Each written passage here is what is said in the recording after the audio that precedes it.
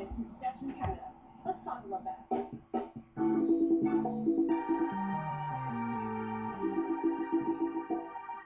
Good mythical morning. Today's episode is brought to you by the Rhett and Link community. This is the home of the mythical beast. They are creating things. They are exchanging ideas. They are chatting. Lots of amazing things happening over there, making the world a better place, Link. Join up or continue to contribute. Thank you for being your mythical best. Well, one of the things that we want to do is we want to encourage and empower you to have a voice here on the internet and amongst this community of mythical beasts, if I may. So what we've done over the past few weeks is we've said, give us your mythical perspective. Your opinion matters. It matters.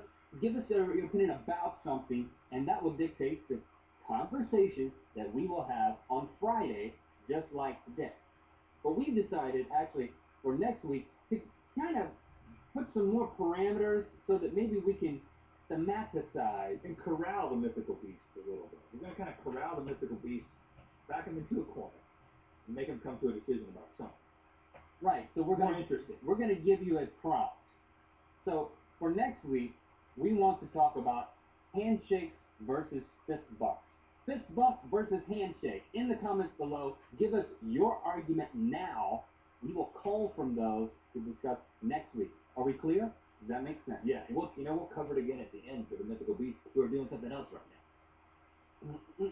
But right now, we're just going to take some mythical perspectives in more of a general sense this week. Nickinator20, that's 20 on the end of Nickinator, tweeted at us, at Rhett and Link, #GMM. My mythical perspective. Onions should be genetically altered to make people laugh rather than cry. Mythical onions. Okay, I like the sentiment. I feel as if it's probably impossible, because the thing that makes you cry is some sort of like chemical that's coming up and getting in your eyes and irritating your eyes. I can't imagine something that would come out of an onion that would make you laugh. Well, to me, it's not even, is it possible? Even if it were possible, I'm pretty concerned about going down that path, because I think what makes an onion taste like an onion is also the thing that makes you cry. I think they're probably one and the same thing. I don't even care what it is. I don't even know what it is. But it's a chemical, and it's what makes an onion taste the way it does. If you change that, then it's no longer, it looks like an onion, but it doesn't taste like one. It tastes like happiness. Onions shouldn't taste like happiness. They should taste like onions. He said he wanted onions to make you laugh versus cry. They say, and I don't know if this is true, I think this might be a myth. It might be a trick you play on somebody to just get them to look like a fool. They say if you cut an onion in half and put half of it on top of your head while you're cutting onions, it won't make you cry. Is that true? But are you just messing with me right now, or cite your source? You're messing with me. No. You're making it up. You're trying to play the trick on me right now? I think it was Julia Childs that told me about it. I don't think there's an S on the name. She's not, don't pluralize Julia. No, this is a different person. Oh, really? This is Julia Childs. She's a very, she's a niche cook. She just cooks onions. You people try that. You people try that and let us know. I think that, you're, again, even besides taste, you're taking away the beauty of the onion if you take away the crying. I mean, going through the emotional upheaval associated with tears falling while cutting something that you're preparing is part of the experience that makes it so great. Not even just in taste, but it's part of the experience. Don't strip that away. There probably are some mushrooms that will make you laugh after you eat. But see, that's a drug. But I think he's actually saying this makes onions a legal drug. You like onions? Yeah. Definitely. I think it's a grand thought, it's a grand sentiment. People have been getting all over us, especially me the last couple episodes, saying I'm poo-pooing on everyone's idea. Listen, if you got a good idea, I'll let you know. Keep them coming. Well, here's another one. Les_Rascaris.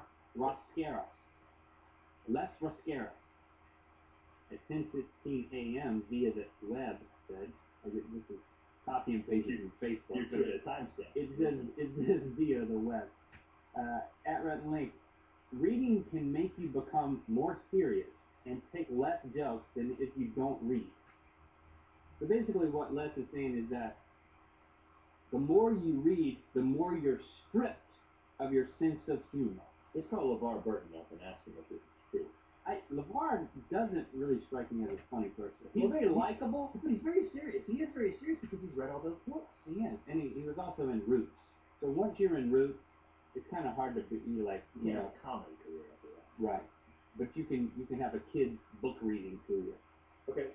And the association with butterflies, you know, I think that might sap your sense of humor more than actually reading. Don't spend a lot of time around butterflies if you want to be funny. I personally am very afraid of butterflies. Because butterflies are in the song, the jingle for the which we actually have covered on YouTube. Okay, so LeVar Burton isn't very funny. He reads a lot of books. There's a little bit of anecdotal evidence for this guy's theory. I think in general, Les, is his name Les? I think Les is just not a reader himself, and he's just trying to justify. He's like, no, Mom, I can't read because I won't be funny anymore if I read. If I read too much, studies show I won't be funny anymore. His opinion, so I like to think that I try to be funny. I'll at least give myself that much credit. And I also don't do a lot of reading. You don't read. So, maybe there's a correlation. Maybe I'm supporting evidence for this thing. But if you consider me remotely funny. Right, but I read a lot and I'm funnier than you. So this is there's evidence in both places. Well, it is funny. Not funny ha-ha, but funny that I remember back in the day of elementary school. Remember when the bookmobile would come to the school? Yeah. Did you guys have bookmobiles? This is basically when a big truck that full of books. It's kind of like a bloodmobile, but when you go into it, you don't give blood. You get books. And it would pull up. It would back up to the library, and then it would just spurt out all of these books into the library, and you'd walk through the library when it was your time to do your library thing, and you would look at the books, and they had set up special shelves with the books on them, and it was like, you go into the library, you're going to see books, but now there's more books, and there's interesting books.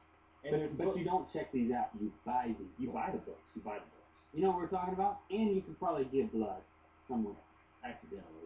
Right, if the books were sharp. But we did, I remember incidentally, one of the things that we did, for some reason, we've been best friends, well, for some reason, we've been best friends for a long time. I can't explain it. But you know where I'm going with it. But what we would do, I don't know what, we would buy the same book. Like, there's two of us.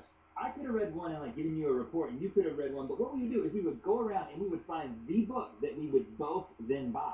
And here's my point. One of the first ones all the time. The first ones I remember buying was a book called Snappy Put-Downs and Funny Insults. It was a book about jokes. Now, what you're telling me, Les, is that if I read this book, I would become less funny? Well, you know what? You're kind of right. The one joke that I remember was, are you a man or a mouse? Well, that was it. That really ends the conversation once you bring that one out. That's what they call a snappy put-down. Maybe in 1923. I don't think that was a funny insult. I remember, it was a kid's book, so they didn't want to do anything that was actually Are you a man or a mouse? And that's the one you remember. Yeah. That's not funny enough. That was I don't remember the book. I remember, I had an older brother. You're an only child, so you didn't have the opportunity to be insulted constantly and have someone kind of pin you down and drip their spittle on you, then pull it back up and constantly accuse you of liking girls that you didn't like. Things big brothers do. Yeah. So my brother would get me so upset that the reason I got the Snappy Put-Downs book is so in the midst of him insulting me, I could recall one of these snappy put-downs. The problem was, every time we got into a fight, I would recall something like, are you a man or a mouse? And then he would drip spittle into your face. And then he'd be like, what are you talking about? That was horrible. Well, that was a snappy put-down. So a little bit more evidence for Les's perspective. Reading makes you unfunny. Okay. Gil Swayze. Love your last name. I called her Gil, but her name is Gail. Gail Swayze.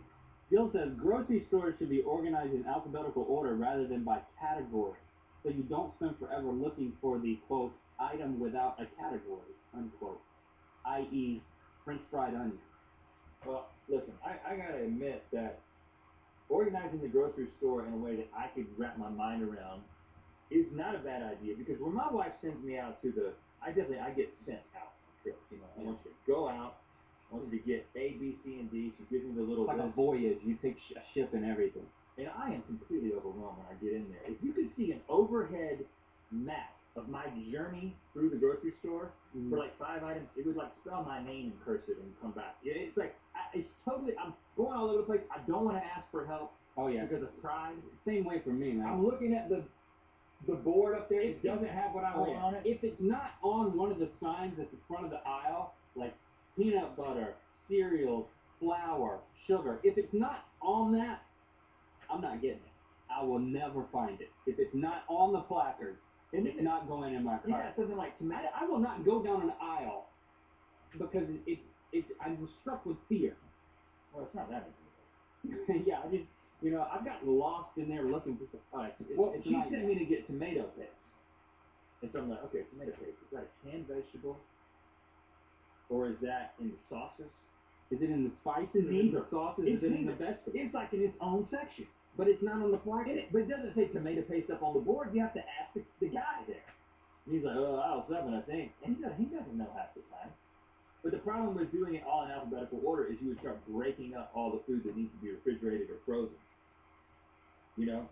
And you can't do that. You got to put everything that needs to be treated in a certain way in one place. Right. Yeah. It's probably not a viable suggestion, but we like the sentiment behind it. I just think there needs to be somebody who greets you at the door at a grocery store. And it's like, especially if it's a guy coming in, it's like, sir, what can I help you with? Give me your list. Dude. And then he just takes you around and shows you where everything is. Okay, for next week we're going to discuss fist bump versus handshake. Go ahead and make your argument, your compelling argument in the comments below. As I spin the wheel, we are ending this episode. Thanks for contributing your mythical perspectives. It's fun to talk about. Yeah. And as they're corralled, we'll be able to channel even more energy into reaching some conclusions. Presidential debates. You know, we're in an election year and here in the United States, and so there's a lot of press about nominees and debates, and let's debate. In closing, I'd like to say that if I get your votes, that I promise that the grocery store placards will say everything that is on the aisle. Every single thing. My candidate has made, my Opponent? My opponent. I'm sorry. I am a candidate. My opponent has proven today that reading makes you unfunny. He's funny looking. I kind of sound a little bit like a mix of Barack Obama and Mitt Romney. I'm sorry. I don't know where that's coming from. I just happen to watch a lot of television, a lot of cable news. And I want to say that his best comeback, his best put down in this debate so far was, you heard it 17 minutes ago, are you a man or a mouse? I don't know where it came from. It sucks. Don't vote for a man who can't insult another candidate. I think he just said that I'm the winner of this debate, and I gladly accept. And I don't know if I'm going to give you a handshake or a fist bump. We'll decide next week, and we will see you next week. Have a good week.